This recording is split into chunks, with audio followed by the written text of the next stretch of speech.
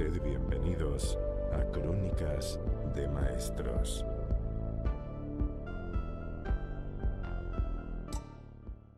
Bueno, pues hola a todos y bienvenidos a un nuevo capítulo de Crónicas de Maestros. Hoy vengo con un podcast de estos que nos gustan, de folclore, criaturas, leyendas, y esta vez nos vamos a tierras catalanas con un experto en divulgación por todos los libros que ha escrito y todas las obras que tiene. Conmigo tengo a Joan Dadeu Prats. ¿Qué tal, Joan? ¿Qué tal? Encantado, muchas gracias. Bueno, para mí es un placer tenerte aquí porque soy muy fan de tu obra y, jolín, me interesa mucho pues todas las leyendas y cultura, ¿no?, que podemos encontrar pues por allí arriba. Genial, sí, sí, sí, hay mucho por contar y es un hilo largo de tirar, así que encantado de que podamos charlar un rato. Yo creo que no lo he dicho en ningún podcast hasta ahora, pero voy a intentar hacer esto con cada parte de la península ibérica en general. Vamos a ir a diferentes regiones e iré trayendo expertos o autores que me gusten a mí para poder hablar pues en cada zona un poco de las leyendas. Así que pues mira, hoy empezamos con Cataluña Muy bien, genial. y vamos a ir a ello. Bueno, Joan, antes de empezar con las leyendas y las criaturas y tal, te voy a hacer las típicas preguntas que le hago a todo el mundo para empezar, para poner un poco en contexto a la gente. Muy bien. Y a mí siempre me gusta preguntar a la gente qué música escucha, así que te pregunto a ti lo mismo.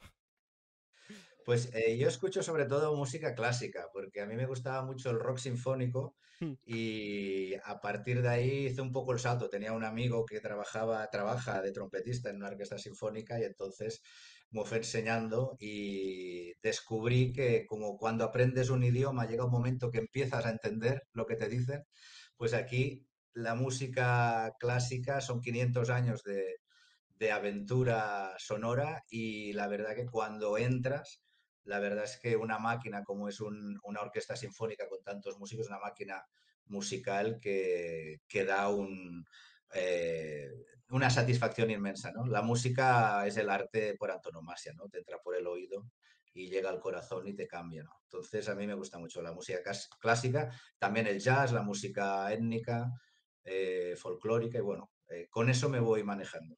¿Tienes algún artista o alguna banda que te gustaría recomendar para que la gente pueda buscar? Bueno, cuando escuchaba rock sinfónico me gustaba mucho Pink Floyd, por ejemplo, Hmm. y, y también el Tubular Bells de Mike Oldfield, por poner dos casos. Y de música clásica, pues Vivaldi me encanta, un lírico increíble, increíble. Y luego Rachmaninoff, que es del siglo XX, también tiene unas obras que se han utilizado también como bandas sonoras de película. Y bueno, a veces yo me pongo para escribir mi banda sonora. Ah, mira. Te quería preguntar, bueno, ya que estamos con el tema de la música clásica, porque claro, es un mundo que así de primeras parece como complejo, ¿no? De entender cada instrumento, lo Ujú. que está haciendo, toda la sintonía, ¿no? ¿Crees que hay alguna forma de introducirse poco a poco o crees que tienes que entender un mínimo de música? No, es escuchar. La música, digamos, popular o pop, por ejemplo, es muy intensa porque es muy actual y te conmueve mucho, Mm. pero al cabo de unas veces de escucharla, pues parece como que ya te la conoces toda, ¿no? Entonces la música, así entre comillas, clásica, que abarca 500 años y hay músicas muy diferentes, pues es más compleja, pero tiene un lirismo también muy, muy importante, o sea que te conmueve y es simplemente ir escuchándola, escuchándola. Como te lo comentaba antes, como un idioma vas aprendiendo y al principio estás frustrado porque no entiendes lo que te dicen y llega un momento que se te abre el oído y te das cuenta que entras en una dimensión increíble. No es una música aburrida, es una música intensa y tampoco es que sea más compleja, es simplemente que el oído tiene que acostumbrarse a cosas un poco más elaboradas, ¿no? Pero a mí me gusta la música lírica, ¿eh? La música clásica llegó un momento en el siglo XX con la música dodecafónica que era muy intelectual y ahí yo creo que era un callejón sin salida, pero Rachmaninoff, por ejemplo, es un post-romántico y tiene un lirismo que es muy... te llega al corazón, te conmueve y a mí la música lo que quiero es que me conmueva. Claro. Bueno, al final lo que dices tú, ¿no? De que entendiendo un poco su lenguaje y tal, poco a poco vas entendiendo ya lo que te quiere transmitir. Me parece Sí. interesante y la música clásica siempre es como un nicho que me gustaría en algún momento meterme, porque claro, al final escucho pues bandas sonoras y tal, ¿no? Que beben de ahí, pero no termino de entender del todo qué es lo que me quieren decir, ¿no? Transmitir. Es una gran aventura. La siguiente pregunta que te quería hacer es si tú tienes algún tipo de acercamiento con los videojuegos o te gustan. La verdad es que yo me quedé en el tiempo de los wargames y de los juegos de rol y todavía eran tangibles, no eran virtuales. Y luego los amigos ya pasaron a pantalla y la verdad es que yo la pantalla la utilizo para otro videojuego, que es escribir. Para Mm, mí escribir, igual que a veces he hecho muchos libros para niños y les digo a los niños que una novela es una película que se lee, ¿no? Pues también no deja de ser un libro, una novela no deja de ser un videojuego que se lee en vez de interactuar con la pantalla. Yo todo el día estoy con la pantalla escribiendo, es más abstracto que no las imágenes, pero para mí es un videojuego, escribir es un videojuego. No puedo comentarte ninguno más en concreto porque ya no entré en ese mundo concreto de los videojuegos. Pues mira, ahora hablaremos un poco de tu trayectoria, ¿no? De tu formación como escritor y tal. Pero tengo mucha curiosidad por preguntarte, ahora que me viene así, ¿tú qué opinas de ChatGPT o las inteligencias artificiales como herramientas para escribir libros? Bueno, todavía no se ha conseguido que se haga un libro original en plan novela, ¿no? Tú puedes copiar otra novela con la inteligencia artificial, pero no puedes recrear una cosa nueva o insólita, ¿no? En ajedrez, por ejemplo, la inteligencia artificial ya creo que hay dos o tres maestros ajedrecistas que todavía pueden ganar a la inteligencia artificial y seguramente en unas generaciones ya no. Respecto a las novelas, textos de otro tipo, por supuesto que la inteligencia artificial lo hace muy bien, por decirlo así, pero en cuanto a novelas todavía hay esa situación del alma y de esa originalidad que de momento no hay peligro de competencia para el sector, ¿no? De todas formas, el mundo avanza y no se puede saber, ¿no? Claro. No tengo una respuesta concreta. Claro, yo es que tengo algún amigo y algunos conocidos y tal que para empezar a crear su universo, ¿no? Su world building en sus novelas, pues sí que se han añadido un poco de ChatGPT en plan de, pues dime nombres, dime descripciones, alguna cultura así en la que me pueda basar. Y sí que le da información, pero claro, siempre hace falta el componente humano, ¿no? Para poder darle un poco de cohesión a todo eso y crear pues, una obra final. Sí, exacto. Yo creo que como complemento para que te explique cosas es fundamental, puede ser como una gran enciclopedia. Mm, Luego el hecho de que pueda hacerse un día una novela que sea absolutamente artificial, que detrás evidentemente habría contenido que han introducido las personas, pues ya no lo sé, pero seguramente siempre habrá un poco de falta de alma, que es la aportación que todavía los humanos podemos mm. ganar a las máquinas. Estoy de acuerdo, estoy de acuerdo. Vale, Joan, pues te quiero preguntar un poco por tu trayectoria. Desde los inicios hasta ahora, como te gustaría a ti contarla, para que la gente te conozca un poco más. Sí, yo digo que de pequeño quería ser Spiderman, no escritor, pero un día me picó la araña de los escritores y no la de Spiderman, la radioactiva, y me di cuenta de que juntando palabras salía una energía increíble que es la imaginación y me daba pie a inventarme historias. Entonces me di cuenta que tenía un poco de facilidad en expresarme con las palabras y a partir de ahí fue lo que más me gustaba cuando estabas en el colegio, te hacían hacer alguna redacción, etcétera. Así que cuando acabé los estudios me puse a estudiar periodismo, que era lo más cercano a escribir, pero claro, los periodistas escriben sobre cosas que pasan, ¿no? Y a mí me gusta escribir sobre cosas que no suceden, o sea, cosas inventadas. Y bueno, empecé a colaborar con la revista El Jueves, haciendo guiones y haciendo también un apartado que era de noticias en clave de humor. Y ahí yo aprendí en plan artesano, como se hacía antes en los oficios, el oficio de escritor y luego ya empecé a publicar cuentos infantiles, también en revistas de humor y a partir de ese bagaje pues me fui haciendo escritor. Si tú quieres ser músico profesional puedes ir al conservatorio o si tú quieres estudiar para pintor puedes ir a Bellas Artes, pero si tú quieres ser escritor sí que hay algunas escuelas, pero es un oficio autodidacta, se trata de leer y bueno, en todo caso yo tuve suerte de poder colaborar con algunas revistas y ahí fui haciendo mi oficio. Y ese un poco fue la trayectoria. Hice muchos libros para niños y como los libros para niños a mí me gusta mucho trabajar con la imaginación, luego di el salto a las leyendas, ya más para adultos, pero donde jugaba con eso, con ese tema tan interesante de la imaginación y siempre me he sentido muy a gusto en esos ámbitos. Y bueno, he ido haciendo esa trayectoria profesional y he tenido la suerte que de momento he podido vivir de mi trabajo. Yo escribo en catalán, que es un idioma más minoritario que no el castellano, pero así todo, pues me he podido valer, una satisfacción trabajar del oficio que más me gusta. Mm. ¿Qué referentes tienes tú a la hora de escribir? ¿Quién te ha inspirado a ti a convertirte en escritor? Pues la verdad es que a mí me gustaba, por ejemplo, mucho Ray Bradbury, que tiene una fantasía muy sorprendente. Me gustaba mucho la ciencia ficción, también Lovecraft, también me gustaba mucho en la vertiente más de misterio o de terror. Y un poco con estos referentes y empecé a leer de todo. En ese sentido, eh, he leído un poco a salto de mata. Es como que me enamoro mucho de un autor y luego lo engaño o lo traiciono con otro, ¿no? Siempre me ha gustado mucho la literatura de fantasía, por supuesto, El Señor de los Anillos y muchos otros libros de este estilo. Y luego, pero también me ha interesado mucho la historia, la biografía, los ensayos, y con eso he hecho yo un bagaje que me sirve luego para poder escribir, ¿no? García Márquez, por ejemplo, con el realismo fantástico, para mí es un escritor fundamental. Y a nivel de catalán, pues está Quim Monzó, Sergi Pàmies, que hacían unos cuentos cortos muy interesantes y que para mí pues me han ilustrado, me han enseñado y son un poco mis maestros. ¿Y cómo llegas tú a las leyendas y a la conclusión de que quieres transmitir pues, este tipo de folclore, ¿no? De tu tierra?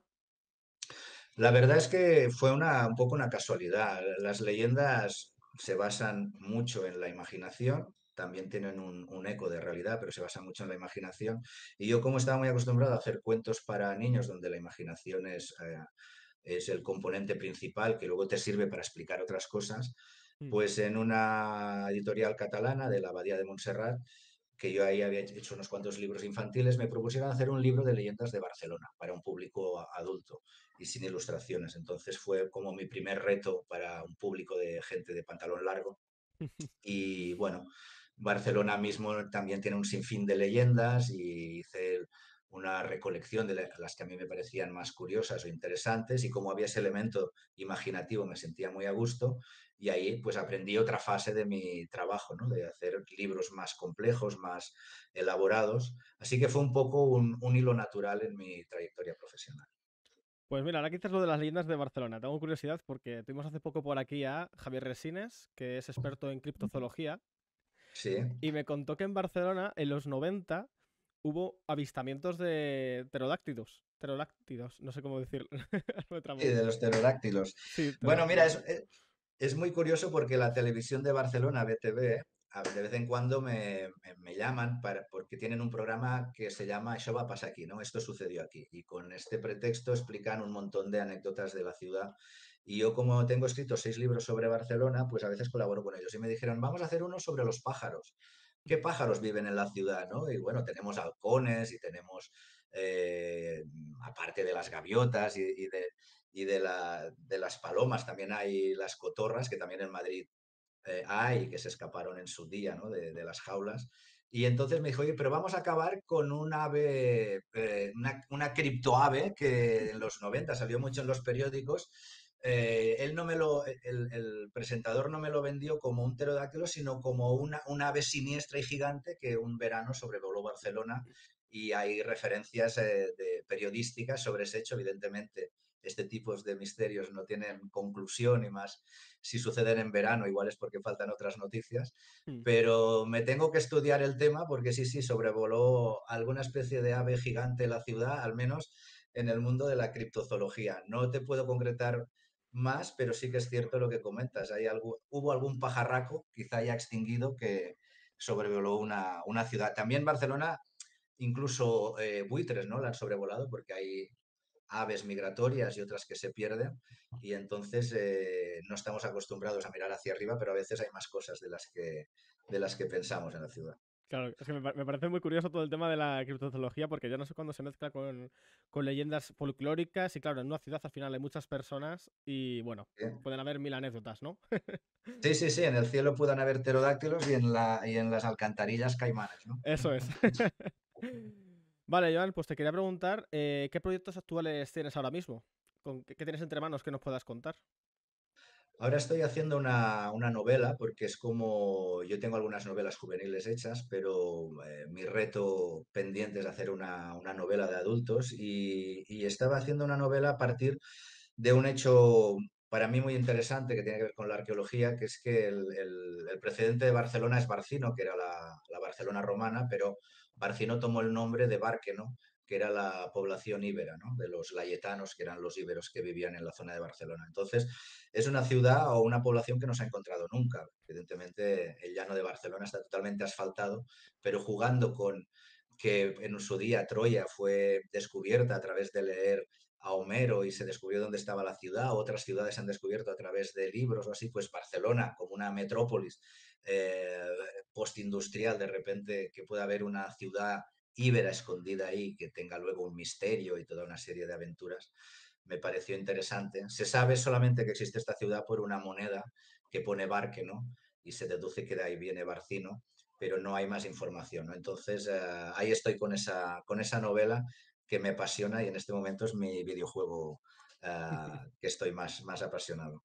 Bueno, me parece súper interesante porque a mí me gusta muchísimo la Hispania prerromana, ¿no? Y de hecho es un sitio donde yo intento indagar, intento dibujar sobre los íberos, los celtíberos. De hecho, hago un llamamiento aquí, si hay alguien experto en este tema, algún historiador, que me contacte porque me encantaría traerle y promulgar un poco esta cultura que al final es la nuestra antigua, ¿no? Es nuestros orígenes, Y es entre fascinante, muchas sí. otras, pero sí.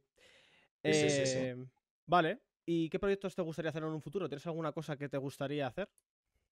Bueno, tengo unos libros pendientes que ya los tengo vendidos a editoriales y que los tengo que manejar con la novela, pero los estoy posponiendo porque estoy apasionado con la búsqueda de Barque, ¿no?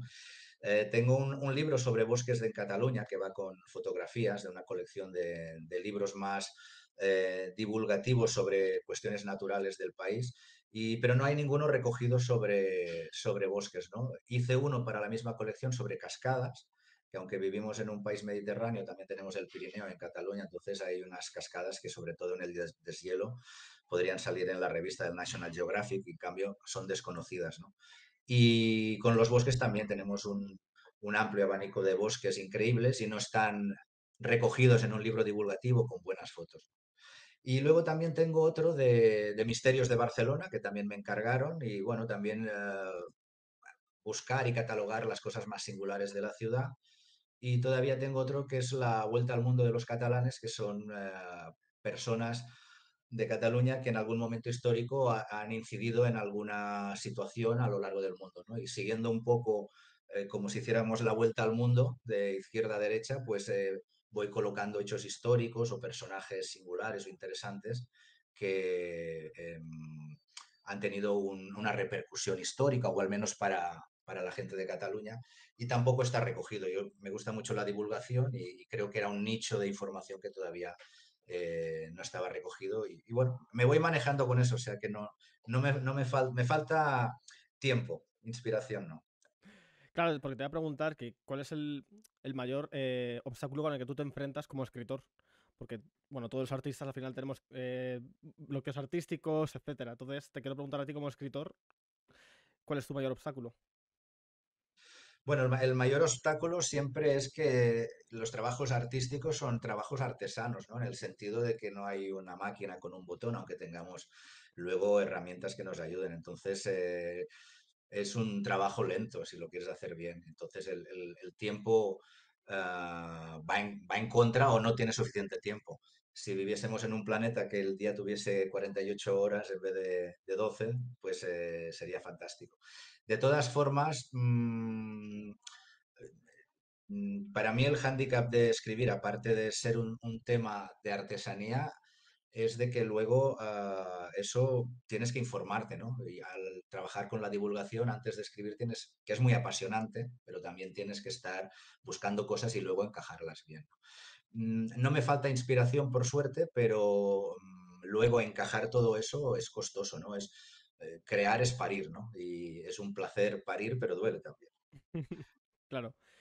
Te quiero preguntar porque, a ver, hay un poco de polémica alrededor de esto, siempre con este tema. Claro, porque tú promueves al final tus libros en catalán. Ujú. ¿Te resulta más dificultoso hacerlo en catalán que luego también exportarlo a otras lenguas? ¿O te Ujú. parece más sencillo porque al final va para un público más específico? No, sí, al tratar cosas de folclore o de divulgación o así de divulgación de cascadas o bosques, por ejemplo, de leyendas de Barcelona o de Girona, pues claro, es más local, ¿no? Pero simplemente yo escribo en catalán por naturalidad, porque pienso en catalán y entonces mi entorno familiar también era en catalán. Y yo cuando entré en la universidad, yo pensaba en catalán, pero sabía escribir en castellano, porque digamos que en los últimos años del franquismo, los primeros de la democracia, todavía la educación en Cataluña era en castellano. Mm, Y entonces yo, como escritor, he sido analfabeto hasta los 20 años en mi idioma, ¿no? En catalán, porque no lo sabía escribir, ¿no? Entonces dije que escribo en el idioma que domino técnicamente o en el que siento, ¿no? Entonces decidí en el que sentía y enseguida lo manejé bien. Y luego tengo muchos libros en castellano y en otros idiomas, sobre todo libros infantiles, que no hay ningún problema, tienes el traductor, y en inglés, en francés, incluso en chino, en coreano, y con eso no hay ningún problema de decodificar lo que se puede pensar en un idioma, ¿no? mm, Sí que es cierto que los temas sobre Barcelona o sobre cosas de Cataluña también pueden tener una incidencia en muchos otros sitios y también estaría bien poderlos traducir, ¿no? Tengo uno de leyendas de Barcelona que está en catalán y castellano, un par, y ojalá las editoriales me tradujesen más porque sería llegar a más público, ¿no? Eso sería mm. muy interesante. Bueno, claro, eso ya depende de la editorial. Yo entiendo y comprendo perfectamente que tú te sientas más cómodo en el idioma que es el que dominas, ¿no? Y en el que más lo sientes y por eso lo escribas. De hecho, por ejemplo, tuvimos aquí también a Clara Diez-Biles, que hizo un recopilatorio de leyendas de diferentes lugares Ujú. y cada leyenda estaba escrita en el idioma que corresponde a la zona. Quiero decir, una leyenda de Ajá. Cataluña estaba en catalán, una del País Vasco pues en Eh, euskera, etcétera. Y claro, yo le veía sentido porque al final es contar una leyenda de esa tierra con la lengua de su tierra que al final es propio del folclore también y de la cultura, ¿no? Sí, pero Entonces, igualmente mm, las leyendas de Cataluña se pueden transcribir a cualquier otro idioma y al castellano, mm, que es un idioma de los más importantes porque no es tanto el cómo te lo dicen, sino lo que te dicen, ¿no? Si la leyenda, todas las leyendas, como nos han llegado, no es como se originaron, ¿no? Que podía ser con un lenguaje más medieval o del siglo XVII, sino que es más lo que te dicen que no la manera. Y por tanto, se pueden traducir perfectamente, aunque puedan haber modismos o cosas puntuales, como lo del tío u otras cosas, ¿no? Pero eso con el contexto o con un pie de página. Yo creo que la cultura en general, cuando más se pueda divulgar en más idiomas, mejor, porque es como un intercambio, ¿no? Para todos. mm, sí, estoy de acuerdo. Bueno, luego hablaremos del tío, porque Sí, sí, sí. puede ser de los que peor traducido hemos cogido, ¿eh? El Sí, resto. sí, sí. Que yo cada vez que voy a Mura hay carteles ahí que ponen. Bueno, luego hablaremos, luego hablaremos. Perfecto, perfecto. Bueno, Joan, pues no te quiero quitar mucho más tiempo. Vamos a ir cerrando ya con las preguntas Muy finales. bien, perfecto. Entonces, la primera pregunta que le hago a todo el mundo es: ¿qué clase y qué raza serán en un videojuego de rol o en un mundo de fantasía? Pues ya sabes, puede ser un guerrero, orco, un elfo, todo este tipo de cosas. Porque luego os disfrazo. Muy bien.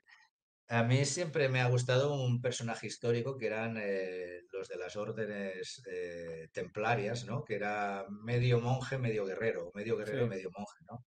Entonces, este conjuntar la fuerza física con la espiritual, y aparte que es algo histórico, y bueno, luego tenían unas armaduras espectaculares, y siempre me ha gustado jugar a eso, ¿no? Y en plan de fantasía me hubiese gustado ser un guerrero monje, ¿eh? Mm. No en un sentido de celibato, pero sí en un sentido místico. Un paladín, ¿no? Que se suele decir. Sí, sí, Vale. exactamente. Sí, sí, sí. Vale, perfecto. Pues te verás con una armadura bastante imponente. Genial. La otra pregunta que te quería hacer es: ¿qué habrías sido en otra vida o a qué te habría gustado dedicarte? Bueno, a mí me gusta mucho la imaginación y me cuesta pensar otra cosa, pero seguramente o saxofonista o cocinero, porque me gusta mucho la música, aunque lo poco que he aprendido a tocar un instrumento, pues no lo hago demasiado bien, pero considero que es de las artes, es como lo que más conmueve, ¿no? Y cocinero porque también es como escribir, es combinar, en vez de palabras, combinar cosas y luego alimentas como una mamá, ¿no? Alimentas a tus amigos o a ti mismo y es un juego muy creativo. Entonces, son dos cosas que no he practicado más que como hobby y que sí, que igual en otra vida no estaría mal de llevarlo más a fondo. Hombre, en el caso de la música, yo creo que no hay debate con que es arte, pero yo creo que para mí la comida sí que es arte. El hecho de cocinar, dependiendo de cómo te lo Sí, sí, sí, tomes, no le quito ningún mérito, por o sea, supuesto que es deja, arte. Sí, sí, sí. Un gran arte, un arte que te reconforta Hombre, y la música también te reconforta, ¿no? Y pues, son grandes manifestaciones artísticas. estoy totalmente de acuerdo. La siguiente pregunta que te quiero hacer es si tienes alguna cosa que te gustaría recomendarle al público, algo que sea poco conocido y digas tú, jolín, esto tendría que conocerse más. Bueno, esto es lo que hemos anunciado antes. Ah, Quería vale. comentar esa ducha de energía mística que uno puede darse ahí. Sí, en todo caso es algo precristiano también y bueno, si me engañaron cuando me lo comentaron, pues al menos sí que es cierto que, como decía antes, es una montaña que tiene sitios distintos donde seguro que hay unas energías digámoslo, telúricas o tectónicas, ¿no? De la misma corteza de la Tierra que son importantes. Creo que no lo has comentado, pero tú lo has hecho, has ido y te has puesto ahí. No, porque me lo comentaron hace poco, o sea, yo sabía de hace tiempo cuando investigué para hacer estos libros de que había, en un sentido esotérico, esa historia de los intraterrenos, que eso también son temas que yo no entro porque yo trabajo desde lo folclórico, la cultura, desde lo mítico, ¿no? Mm. Pero estaba enlazado con esto, entonces también lo puse y me llamó la atención porque coincidía con una leyenda catalana de que hay una ciudad escondida debajo de Montserrat y entonces me lo juntaba. También dicen que hay como un gran lago, etcétera, que pueden haber cuevas, pero eso entra ya dentro de las películas de Indiana Jones. Oh, pues me gusta, ¿eh? Nadie ha recomendado una ducha mística, así que está bastante bien. No, no, fuera coñas, ahora quiero ir y probarlo, porque... Sí, sí, la manera de decirlo atrapa. Vale.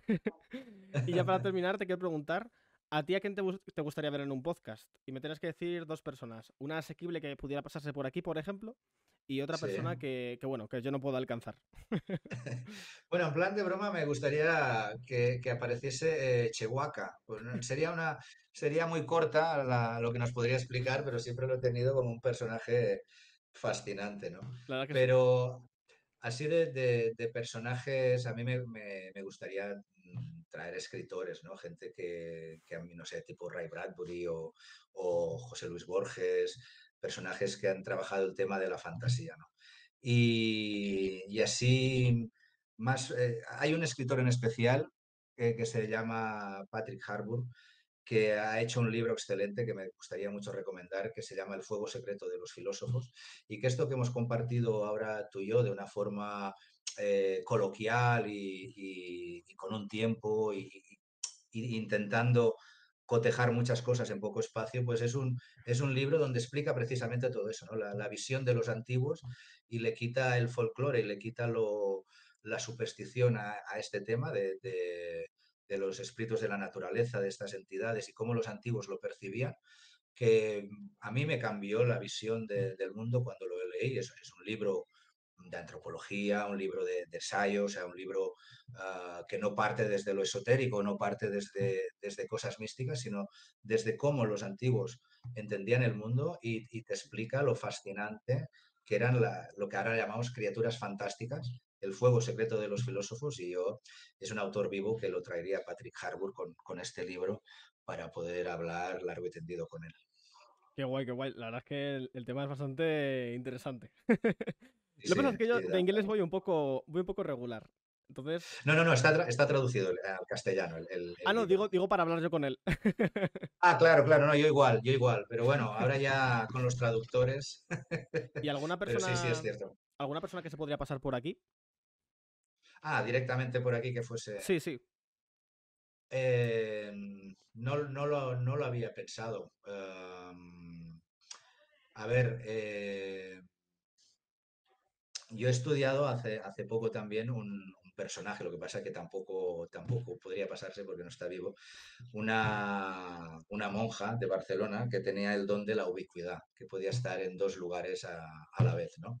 Esa otra de las capacidades que ahora no se sostiene y que antes habían personas que tenían, ¿no? Y se llamaba Yimargas y era una monja que podía entrar en un estado de meditación y aparecerse en otros lugares. Evidentemente, esos son las crónicas que han quedado de ella, de las otras personas que todavía están vivas. Hay en su congregación quedan un par de la Madre Superiora y tal, que sí que me gustaría traerla porque cuando fuimos a entrevistarla con la gente de la televisión de Barcelona, de una forma muy humilde, nos explicaba algo tan extraordinario y decía, no grabéis, por favor, porque ya vino en otra ocasión Telecinco y convirtió esto en un show. Pero nos comentaba con mucha humildad esa capacidad extraordinaria que tenía esta persona y que para mí es un testigo, un testimonio de otras facultades posibles y que actualmente pues no están en el discurso oficial, ¿no? Y nos podría explicar perfectamente los procesos mmm, normales, pero cómo esa persona tuvo esas sensaciones que me parecen extraordinarias y que igual solo en los libros de fantasía podemos reconocer, ¿no? Wow, claro, porque además esto es reciente. Quiero decir, Sí, sí, esto... sí. Esto es hacia los años 40 del siglo XX y todavía la congregación queda compañeras de ella y cuando nos lo explicaban era algo fuera de los programas esotéricos de Iker Jiménez, sino del testigo de alguien que de repente te explica algo extraordinario, más allá de creerlo o no creerlo, era muy interesante como te lo contaba. Qué interesante, qué interesante. Pues luego, entre bambalinas, me dices un poco el nombre y ya la escribo Sí, yo. sí, sí, ella se llama Lee Margas, la persona que tenía esos momentos místicos, pero ya te lo paso después, por supuesto. Vale, perfecto. Pues nada, Joan, ha sido un verdadero placer, ¿eh? Me lo he pasado muy bien. Ha sido súper interesante la charla y seguro que a la gente le va a flipar. Y nada, gente, esto ha sido todo. Espero que vosotros también lo hayáis pasado bien.